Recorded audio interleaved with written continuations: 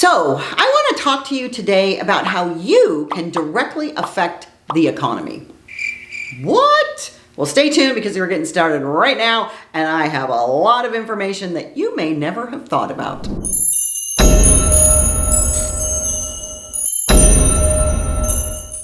So, hey y'all, I'm Debbie Dobbins. I'm your host for this episode of your Wichita Falls, and I talk about all things Wichita Falls here, and I love helping people build wealth, and particularly through real estate.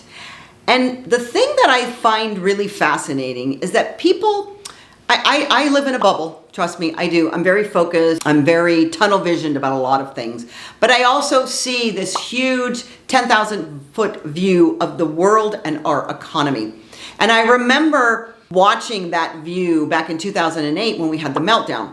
One of the reasons that the country went into recession because the mortgage industry took an absolute punch in the gut, right? Because of all the things were happening. But you would think, well, how does that affect the rest of the world? Well, if you think about it from this, it's a concentric circle. Here's the mortgage industry, right? The mortgage companies basically went belly up for some of them.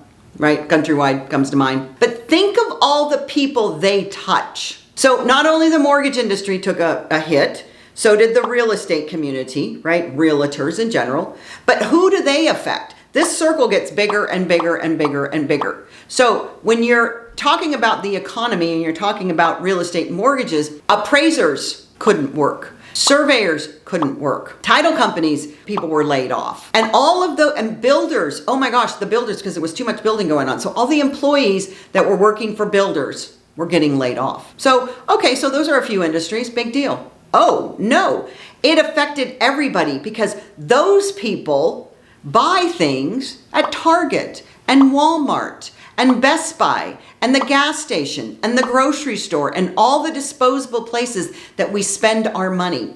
The economy is not a degreed profession. I don't have an economic degree, but I feel like I have more knowledge about the economy than most people that do have a degree, and certainly more than the pundits. Because it's really just simple supply and demand. So when you take away the demand of people buying things because they can't afford it or they don't have a job, the supply goes off the roof. Because it's when you have an oversupply of something and an under desire, then the price has to go down. When you have an undersupply, like we did with the real estate for the last 2 years and the unicorn years, when you have an undersupply and an over demand, then the prices shoot back up. But that's 2008. Let's go forward to right now. You're thinking about buying a house or selling a house. It's really important to know that it doesn't just affect your life, but your community. And because we're a very small community, because we're very insulated here, you have a direct impact. And if you're coming from someplace else, you're actually helping our economy in ways that you don't even think about. This is a lovely place that I call NAR, the National Association of Realtors. They release a report every year to show how much economic activity is generated by home sales. Isn't that interesting? You can actually go and look at a report at NAR and see this. And there's a chart below that illustrates that impact. I think this is so magical and wonderful to think that when I buy a house, because I buy a lot of houses, but I'm actually helping the economy. And I know this because I employ, not as employees, but as contract workers, so many people in this community. It is absolutely my gift to be able to do that. But this visual shows when a house is sold, it makes a huge difference in the local economy.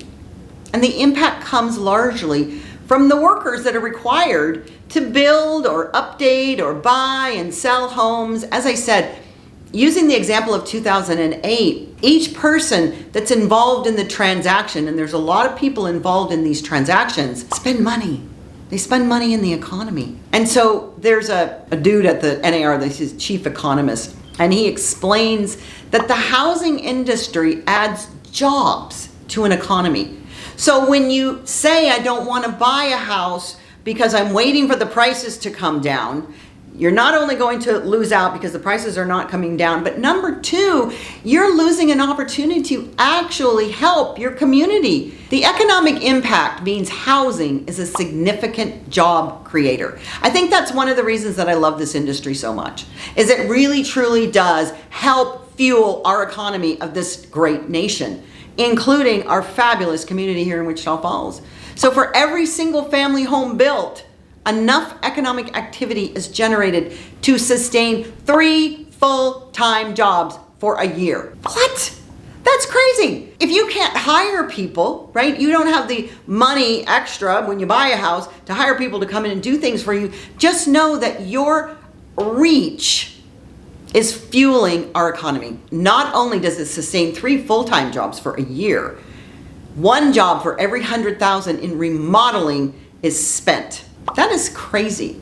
That blows my mind because it's such an easy thing to do. While you're building wealth, you're spreading it around and helping build wealth in your community. How cool is that? You know, housing as a job creator. It makes sense when you consider that there are so many different industries involved, as I said, in this process.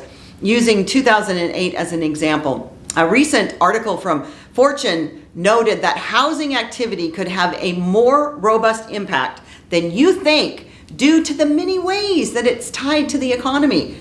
Literally, if you just think for a moment of all those industries and all those people and how many people they touch, not only are you spending money, so people in these industries, they buy stuff on Amazon. So the money's going out of the community, but who's driving the truck? Who's delivering the Amazon package? Who are the people that are working in the post office or the UPS office or the Federal Express office that are feeding families, that are buying things at fast food restaurants, that are going to local establishments? Oh my gosh, it just never ends. And if you think about it from that perspective, how are you helping the world, the economy, and our local economy? Housing has 3 direct linkages to economic activity, the GDP. NAR wants to talk about the construction of new homes, and we do have construction of new homes here. We have construction of a new hotel here, and there's so much remodeling of existing homes right now. It's crazy. If you drive around town, you see that everywhere. But these housing transactions are actually fueling what's happening. And so don't worry about the interest rates because they are just, I've done so many videos on, they are just there. They are not going to be, here forever. But the activity that's associated with home sales, brokers' fees, lawyers' fees, title company fees, escrow fees, document drawing fees, paper that has to be, made to print. I mean, it just goes on and on and on and on. But this GDP footprint that the housing market leaves is wonderful. I really believe that real estate, mortgage fueled this economy in so many ways that you never even thought of. So when you buy or sell a home, you work with professionals, realtors, mortgage professionals, title people, etc.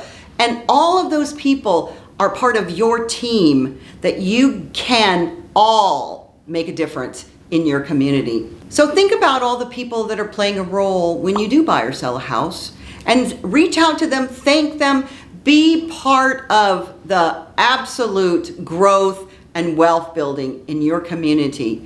When you make a move in the housing market, you're not just meeting your own needs, you're also making a positive impact on your community, our community. And knowing this can give you a sense of empowerment as you make your decision this year.